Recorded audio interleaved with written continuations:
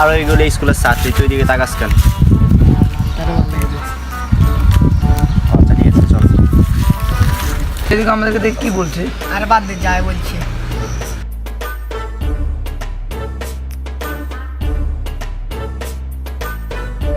কিরে বন্ধু, কালকে এখানে যে মেয়ে দুইটাকে দেখেছি ওই দুইটাতে এখন না।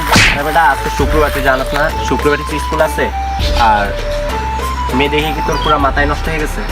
আর সমস্যা নাই, কালকে একটা ফোন নিয়ে এসে প্রপোজ করবো। আচ্ছা ঠিক আছে তাহলে চল।